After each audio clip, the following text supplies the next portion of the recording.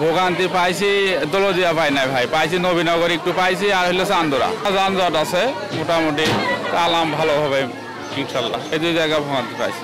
আলহামদুলিল্লাহ এই যাত্রাটা মানে গাজীপুর চৌরাস্তা থেকে নবীনগর পর্যন্ত অনেকটাই জাম ছিল, অনেক সময় লাগছে, কিন্তু নবীনগর থেকে ঘাটে আসতে বেশি আর সমস্যা হয় নাই। আলহামদুলিল্লাহ স্বাচ্ছন্দ্যে আসতে পারছি।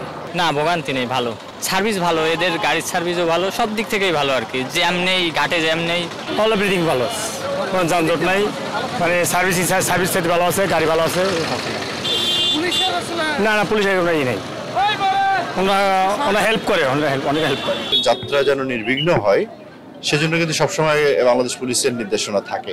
মাননীয় আইজিপি স্যার এবং আমাদের ঊর্ধ্বতন অফিস, রেঞ্জ অফিস আমাদেরকে সার্বক্ষণিকভাবে ঘরমুখ মানুষের যাত্রা যেন নির্বিঘ্ন হয় সে ব্যাপারে কিন্তু নির্দেশনা দিয়েছেন। আমরা রাজবাড়ী জেলা পুলিশ, যেহেতু আপনারা জানেন যে পদ্মা সেতু হওয়ার পর দক্ষিণ পশ্চিমাঞ্চলের 21 জেলার মানুষের গন্তব্য কিন্তু মূলত পদ্মা সেতু দিয়েই হচ্ছে। তার আগে এই পাটুরিয়া, দৌলতদিয়া এই ঘাটটি অত্যন্ত একটি জনবহুল অথবা একটি ভিড় এখানে আমরা পরিলক্ষিত হয়েছে সবসময়।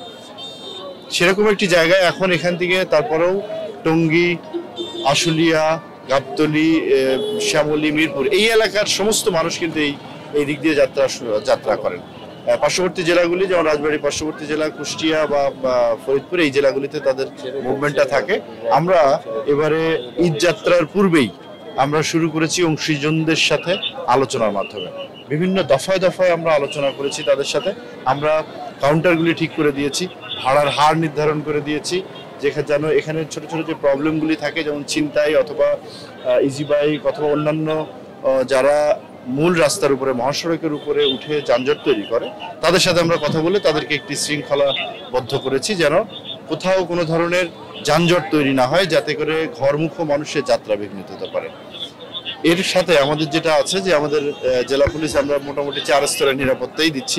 এখানে আমাদের গোয়েন্দা শাখা লোকজন কাজ করছে, আমাদের সাদা পোশাকের মানুষজন কাজ করছে। চুরি ছিনতাইয়ের কিছু বিষয় আমরা পরিলক্ষিত হয়েছে এর আগের বছরগুলিতে, সেটিকে প্রতিরোধ করার জন্য আমাদের পর্যাপ্ত নিরাপত্তা ব্যবস্থা আছে।